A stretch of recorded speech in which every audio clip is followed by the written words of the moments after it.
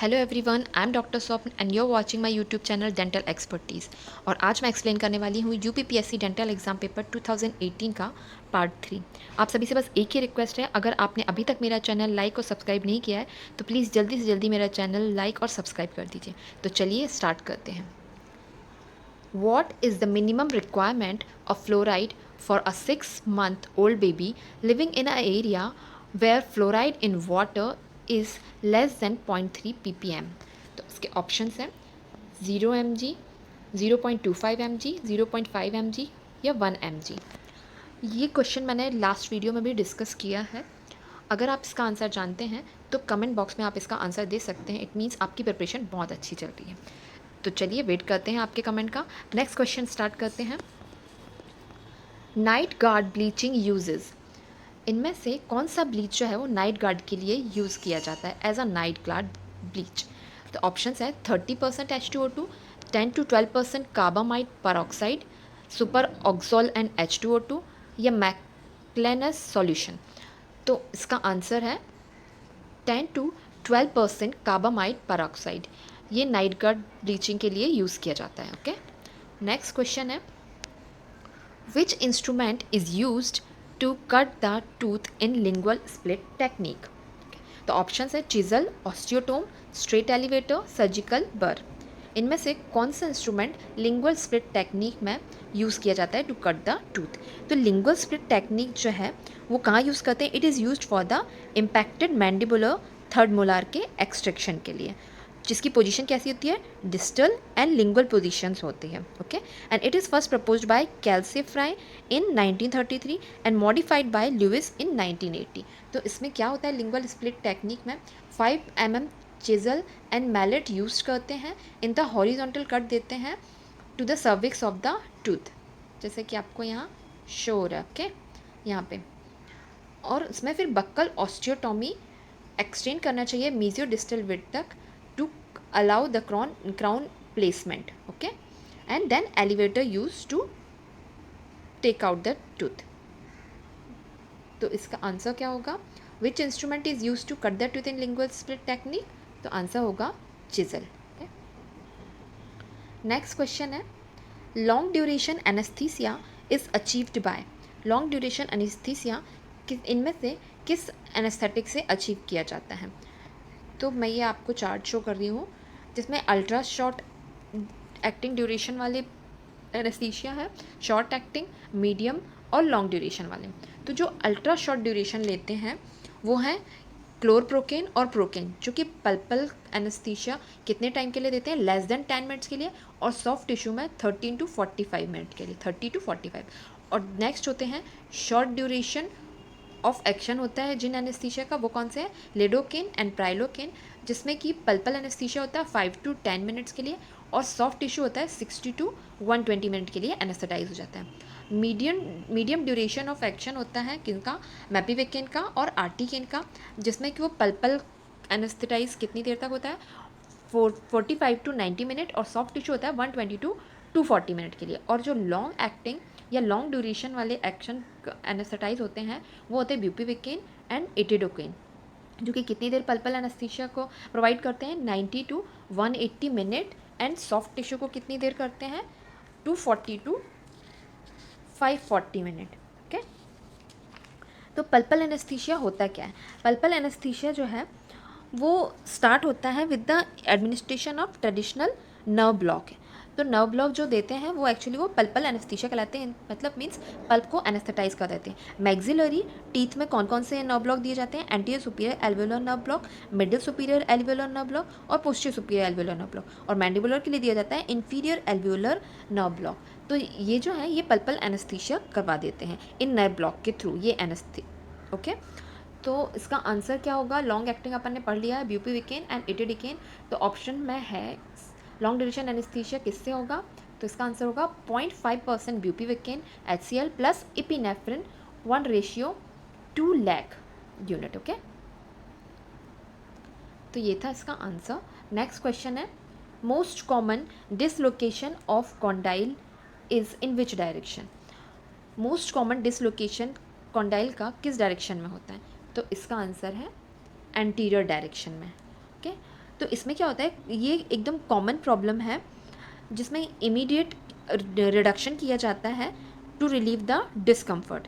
तो इसमें क्या टेक्निक यूज़ की जाती है कि पुट द ऑपरेटर, ये आपको शो करती हूँ मैं, ये देखिए ये। तो इसमें क्या होता है कि पुट द ऑपरेटर थम ओवर द मोलार टीथ, ये मोलार टीथ में आपको दिख रहा है, यहाँ पे मोलार टीथ के ऊपर उन्होंने थम रखा ऑपरेटर ने, over the molar teeth of the patient and push the dislocated jaw to downward, सबसे पहले डाउनवर्ड पोजीशन में लाना है एंड देन बैकवर्ड, और फिर ये नॉर्मल पोजीशन में पहुंच जाता है। ओके, तो कौन सा डिसलोकेशन सबसे ज़्यादा कॉमन है कॉन्डाइल में, तो इसका आंसर है एंटीरियर डायरेक्शन। ओके, और इसका ट्रीटमेंट क्या होगा, रिडक्शन। नेक्स्ट क्वेश्चन है, vertical radiolucent line between the central and lateral incisor. तो सेंट्रल और लैटरल इंसाइजर के बीच में जो वर्टिकल रेडियोल्यूसेंट लाइन होती है वो क्या होती है, तो it is called nutrient canal. वो किस चीज़ के लिए होती है, this is the house for the nerves and blood vessels. Okay, it is present in the bone, और ये रेडियोल्यूसेंट लाइन होती है, मैं आपको शो करती हूँ, ये यहाँ पे ये आ रही है, ये जो आ रही है बीच में रेडियोल्यूसेंट, यहाँ से यहाँ तक आ रही है, ये रेडियोल्यूसेंट लाइन जो है ये होती है न्यूट्रिएंट कैनाल, जो उनको न्यूट्रिशन प्रोवाइड करती है। Okay, vertical radiolucent line between the central and lateral incisor which is called nutrient canal. Okay, next question है, pitchfork analysis was given by. तो पिच फोक एनालिसिस किसने दिया था, तो पिचफोक एनालिसिस दिया था डॉक्टर लाइसेल ई जॉनस्टन ने 1986 में, और ये किसके लिए दिया था इन्होंने, it describe a method of cephalometric analysis design. इसमें क्या होता है कि डेंटल और स्केलेटल इफेक्ट जो चेंजेस हो रहे हैं उनको मेज़र करके और कॉम्बिनेशन में ये प्रोड्यूस करते हैं ऑक्लूजल चेंजेस, और यही था गोल ऑफ द ट्रीटमेंट। ठीक है, इसमें क्या होता है, मोलर एंड इंसाइजर की रिलेशनशिप जो है वो चेंज हो जाती है as an exact algebraic sum. अगर ये सम जो है पॉजिटिव आता है, it means reduce the overjet, it means correct the class 2 malocclusion, और अगर नेगेटिव आता है तो ये इंक्रीज़ कर देता है ओवरजेट को। तो पिचफोक एनालिसिस किसके लिए यूज़ की जाती है, क्लास 2 मॉलोक्लूजन के ट्रीटमेंट के लिए, और ये किसने दी थी, तो डॉक्टर लाइसेल ई जॉनस्टन ने इन 1986। नेक्स्ट क्वेश्चन है, mostly cleft lip surgery is done at which age. तो ये होती है 10 वीक में, बहुत सारी जगह में ये 3 मंथ भी लिखा हुआ है, तो अगर ऑप्शन में 3 मंथ हो तो आप उससे भी टिक कर सकते हैं। नेक्स्ट क्वेश्चन है, aversive conditioning of child include hand over mouth, voice control, modelling, tell show, do. इनमें से कौन सी मेथड जो है वो एवर्सिव कंडीशनिंग के लिए यूज़ करते हैं, तो इसका आंसर है hand over mouth. Hand over mouth used as an aversive technique to discourage a child from speaking or making noise. Next question है, incubation period of hepatitis B virus is। Option है 15 to 45 days, 45 to 180 days, 30 to 100 days, 7 to 14 days। तो इसका answer होगा 45 to 180 days। Hepatitis A के लिए क्या होगा incubation period, 15 to 50 days, average होगा 28 डेज। हेपेटाइटिस बी में क्या होगा, 45 to 160 डेज, एवरेज होगा 120 डेज।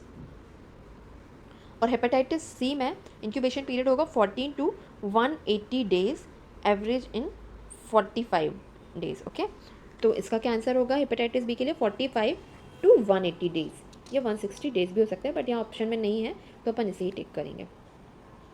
नेक्स्ट क्वेश्चन है, bristle size of adult toothbrush is. ये आपको याद रखना है, 0.006 to 0.009 इंच जो है ये ब्रिसल साइज है फॉर द एडल्ट टूथब्रश के लिए। नेक्स्ट है, द वेवलेंथ ऑफ एर्बियम याग laser in periodontal surgery is. तो वेवलेंथ कितनी होती है एर्बियम याग लेज़र की, तो लेज़र यूज इन पेरिडोंटिक्स कौन कौन से लेज़र यूज़ किए जाते हैं, तो यूज़ किए जाते हैं लेज़र डायोड, ओके, एनडी याग, एर्बियम क्रोमियम YSGG, एर्बियम याग। ओके, तो ये सब यूज़ किए जाते हैं, बट किसकी वेवलेंथ इतनी होती है, तो इसमें आपको दिया हुआ है, तो एर्बियम क्रोमियम YSGG की कितनी होती है 2780 होती है, और एर्बियम याक की कितनी होगी 2940, बट 2940 कहीं नहीं दिया हुआ है, ये इसके आसपास ही आएगा, तो इसलिए इसका आंसर होगा 2780 nm। ओके, और इन वेवलेंथ को कौन से क्रोमोफोर एब्जॉर्ब करते हैं, तो ये सारे लेजर्स के लिए अलग अलग क्रोमोफोर होते हैं। जैसे डायोड के लिए होता है मेलानिन और हीमोग्लोबिन, नियोडिमियम के लिए होता है मेलानिन और हीमोग्लोबिन, एर्बियम क्रोमियम YSGG के लिए होगा water and hydroxyapatite, erbium और एर्बियम याक के लिए होगा वाटर एंड हाइड्रोक्सी एपेटाइट, और CO2 के लिए होगा वाटर। ओके, तो ये सारे लेज़र के लिए अलग अलग वेवलेंथ होती है। तो अपन को ये पता चल गया कि पायोडोंटल सर्जरी के लिए एर्बियम याक लेज़र के लिए कितना चाहिए है 2780 nm wavelength. Okay, next question है which of the following is least likely to be associated with increased risk of oral cancer. इनमें से कौन सी कंडीशन है जो ओरल रिस्क को बहुत ज़्यादा नहीं बढ़ाती है, तो इसका आंसर होगा ल्यूकोइडिमा। ल्यूकोइडिमा जो है वो बिनाइन कॉमन कंडीशन है जो ग्रेइश वाइट कलर की होती है, रिंकल्ड अपीयरेंस होती है on the oral mucosa, and it is not considered as a pre cancerous lesion, and it does not carry a significant risk of developing into oral cancer. जबकि जो erythroplakia, leukoplakia और oral submucous fibrosis हैं, ये higher, इनके में higher risk होती है for the oral cancer के लिए। ओके, नेक्स्ट क्वेश्चन है condensing osteitis is frequently seen in.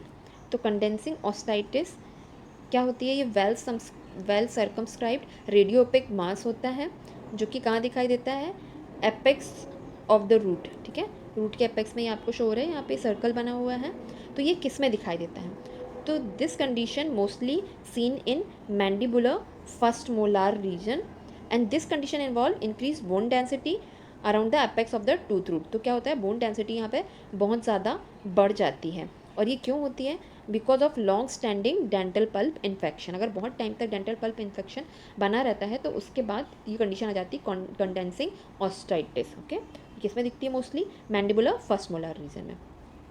Next question है the cranial nerve involve in Ramsay Hunt syndrome. तो इनमें से कौन सी क्रेनियल नर्व है जो रामसे हंट सिंड्रोम में इन्वॉल्व होती है, तो रामसे हंट सिंड्रोम को हर्पीज जोस्टर ऑटिकस भी बोलते हैं, और ये किसके कारण होता है, हर्पीज जोस्टर वायरस के कारण होता है। और एक्चुअली इसमें होता क्या है कि फेशियल नर्व की जो जेनिकुलेट गैंग्लियन है वहाँ पे इन्फेक्शन हो जाता है, जिसके कारण ये सिंड्रोम हो जाता है। तो किसके कारण होता है, फेशियल नर्व, तो ये है फेशियल नर्व के कारण होता है। इसमें क्या क्या सिम्टम्स दिखाई देते हैं, inability to close the eyes जिसके कारण इरिटेशन और रेडनेस हो जाती है, हियरिंग लॉस हो जाता है, वेसाइकल्स हो जाते हैं अराउंड द ईयर्स, और drooping of the mouth in one side.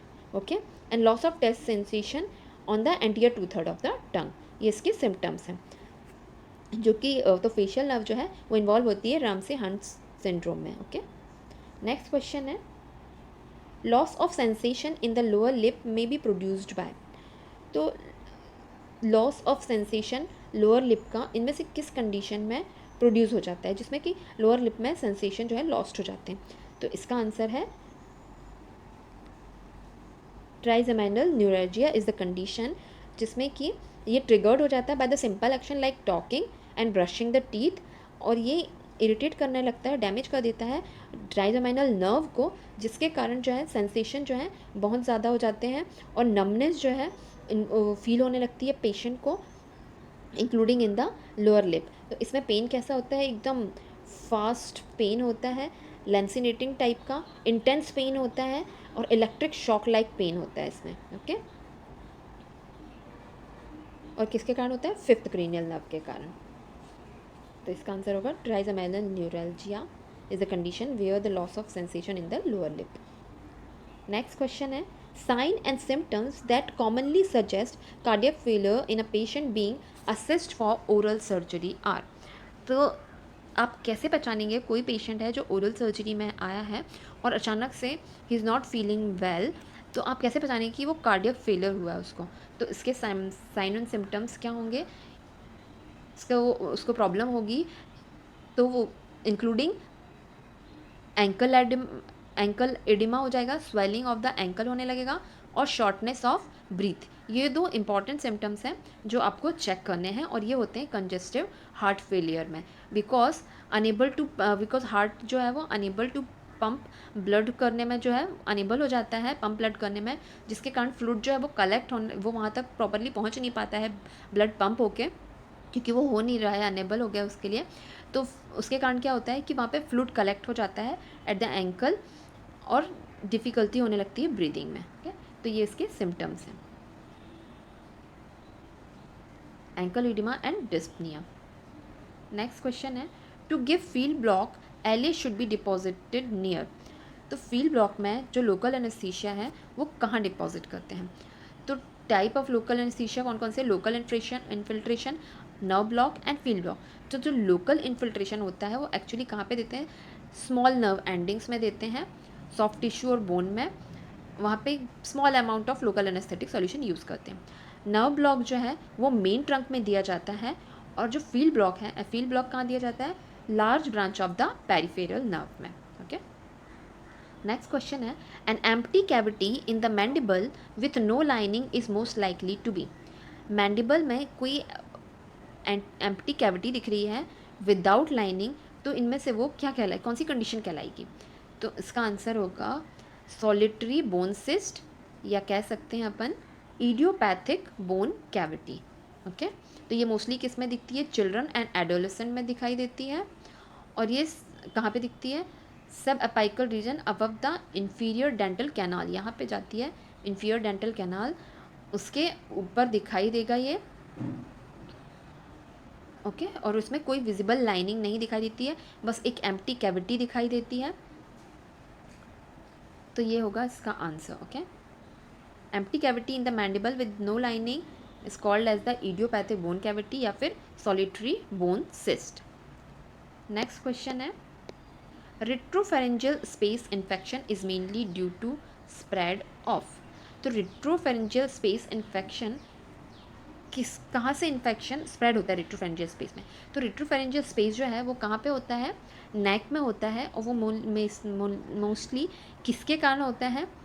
Infection होता है ओरल और डेंटल एरिया में, यानी कि ओडोंटोजेनिक इन्फेक्शन के कारण जो है ये अंदर चला जाता है इन्फेक्शन, और वहाँ से होता हुआ वो नेक के पास चला जाता है और किस पे पहुँच जाता है? रेट्रोफेरेंजियल स्पेस में। ठीक है, तो ये किसके कारण होता है? मेनली ओडोंटोजेनिक इन्फेक्शन के कारण जो है वो स्प्रेड हो जाता है रेट्रोफेरेंजियल स्पेस तक इन्फेक्शन, जो कि बहुत ही क्रिटिकल कंडीशन भी डेवलप कर देता है। ओके,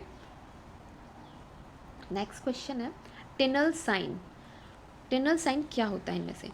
तो टिनल साइन जो है एक्चुअली किसके लिए होता है? नर्व इसका मीनिंग क्या होता है? Nerve regeneration. तो टिनल साइन जो है वो फिजिकल एग्जामिनेशन टेस्ट होता है जो कि ऑर्थोपेडिक मोस्टली यूज़ करते हैं इन कार्पल टनल सिंड्रोम में। तो उसमें क्या होता है? नर्व का रीजनरेशन या इरिटेशन होने लगता है। तो जब पेशेंट को वहाँ पिन या ये मैं आपको शो करती हूँ, ओके, यहाँ पे मेटाकार्पल सिंड्रोम में होता है। तो इसमें जो है यहाँ पे इस पोर्शन में अपन पेशेंट को अगर वहाँ पे पिन करते हैं या फिर टैपिंग करते हैं तो पेशेंट को टिंगलिंग सेंसेशन होता है और पूरी नर्व डिस्ट्रीब्यूशन में वो फील होने लगता है बिकॉज ऑफ नर्व इंजरी के कारण। ओके, जो कि ऐसे समझ में नहीं आती। तो ये किस में होता है? कार्पल टनल सिंड्रोम में। ये मेडिकली यूज़ करते हैं to check the nerve injury. Okay, in carpal tunnel syndrome Tinel sign is meant for nerve regeneration. Next question है, the incision for drainage in Ludwig's angina extends. तो Ludwig angina में incision कहाँ पे दिया जाता है फॉर द ड्रेनेज? तो इसका आंसर होगा floor of the mouth. In case of Ludwig angina incision for drainage कहाँ दिया जाता है? In the floor of the mouth. तो उसमें क्या होता है कि जो सबलिंगुअल और सबमैंडिबुलर स्पेस का जो इन्फेक्टेड मटेरियल है वहाँ से वो नीचे आ जाता है। ये आपको दिख रहा है यहाँ नीचे, फ्लोर ऑफ द माउथ से। ओके, और लुडविग एंजाइना जो है वो बहुत ही क्रिटिकल कंडीशन होती है जिसके कारण स्वेलिंग हो जाती है फ्लोर ऑफ द माउथ में, और जो कि कंप्रोमाइज़ कर देता है एयरवे। ओके, तो इसीलिए प्रिवेंट करने के लिए एयर वे ऑब्स्ट्रक्शन, इसको रिलीव करना बहुत ज़रूरी है, इसलिए यहाँ पे इंसीजन किया जाता है फ्लोर ऑफ द माउथ में, और इन्फेक्टेड मटेरियल जो है सबलिंगुअल, सबमैंडिबल और स्पेस से सारे निकाल दिए जाते हैं। नेक्स्ट क्वेश्चन है, इन CPR sternum should be depressed at a rate of. तो CPR मीन्स कार्डियोपल्मोनरी रिसस्टेशन में क्या होता है कि चेस्ट कंप्रेशन कितना करना चाहिए, 100 to 120 कंप्रेशन पर मिनट में किए जाते हैं, और उसको कितनी डेप्थ तक करते हैं, तो ये होता है आंसर इसका 2 इंचेस पर सेकेंड। ओके, या फिर इसको कह सकते हैं 5 centimetre. Chest compression are essential in order to effectively circulate, ये इससे क्या होगा, ब्लड सर्कुलेशन अच्छा हो जाएगा और ऑक्सीजन जाने लग जाएगी इन द कार्डियक अरेस्ट में। तो ये कितना होना चाहिए, डेप्थ कितनी होनी चाहिए, 2 इंचेस पर सेकेंड। नेक्स्ट क्वेश्चन है, the thickness of the spacer wax used in special tray. तो कितनी थिकनेस होनी चाहिए स्पेशल वैक्स ट्रे की, स्पेशल ट्रे की 1.5 mm। It is the tray which is used in impression of the patient's teeth and surrounding structure। तो इसकी thickness होनी चाहिए 1.5 mm। नेक्स्ट क्वेश्चन है, tissue reaction that is common due to over extension of labial flange of the complete denture. तो complete denture में क्या होता है, टिश्यू रिएक्शन के कारण ओवर एक्सटेंशन हो जाता है जब लेबियल फ्लेंज का इन कंप्लीट डेंचर में, जिसके कारण डेवलपमेंट हो जाता है इप्युलिस फिसरेटम का। ओके, ये इप्युलिस फिसरेटम का डेवलपमेंट हो जाता है। इप्युलिस फिसरेटम जो है वो एक बिनाइन हाइपरप्लास्टिक टिश्यू रिएक्शन है, जो कि एक फोल्ड होता है इन द ओरल म्यूकोसा में, जहाँ सल्कस में, between the denture flange and the natural tissue के बीच में। ठीक है, और ये क्यों हो जाता है, बिकॉज ऑफ क्रोनिक इरिटेशन या pressure from the ill fitting और ओवर एक्सटेंडेड डेंचर। तो ये 2 रीज़न से होता है, या तो इल फिटिंग डेंचर के कारण या ओवर एक्सटेंडेड डेंचर के कारण। तो इसका मैनेजमेंट कैसे करते हैं, या तो डेंचर का एडजस्टमेंट सही करना होता है, या फिर रिप्लेसमेंट ऑफ डेंचर करना होता है, या फिर सर्जिकल एक्सीजन किया जाता है। ओके, नेक्स्ट क्वेश्चन है, clicking of complete denture result from. तो वर्टिकल डायमेंशन, तो इसमें क्या होता है कि अगर वर्टिकल जो हाइट है डेंचर की वो इंक्रीज हो जाती है, तो उसके कारण ही क्लिकिंग साउंड आने लगता है। तो उसमें जो बाइलेबियल साउंड्स होते हैं वो अफेक्ट हो जाती है, P, B, M, क्योंकि उसकी हाइट जो है वो बहुत ज़्यादा हो जाती है, जो कि जिसके कारण जो है वो साउंड नहीं निकल पाते हैं। नेक्स्ट क्वेश्चन है, neutral zone concept was given by. तो न्यूट्रल जोन कॉन्सेप्ट जो किसने दिया था, विल्फ्रेड फिश ने दिया था। और न्यूट्रल जोन क्या होता है, इट इज़ द स्पेस, जो कि न्यूट्रल जोन जो है एक डेंचर स्पेस होता है न्यूट्रल जोन, जिसमें कि फोर्स जो कि जनरेटेड होता है by the tongue and force generated by the lips and cheeks, ये दोनों जो हैं जब वो न्यूट्रलाइज कर लेता है, जिसके कारण डिसलॉजमेंट नहीं होता है डेंचर का, तो उस जो जोन होता है उसे न्यूट्रल जोन कहते हैं। ओके, तो न्यूट्रल जोन क्या होता है, it is a zone denture space a specific area where the function of the musculature, जो मतलब इनके फंक्शंस के कारण, टंग और चीप और लिक्स के फंक्शन के कारण अगर डिसलॉज नहीं होता है तो वो हो जाता है न्यूट्रलाइज जोन, जो कि टीथ पोजीशन और डेंचर की स्टेबिलिटी के लिए बहुत ज़्यादा इंपॉर्टेंट होता है। क्वेश्चन शायद मैंने सॉरी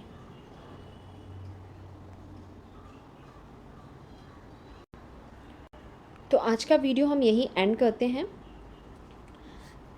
अगर आपको मेरा वीडियो पसंद आया तो please like and subscribe my video. Thanks for watching.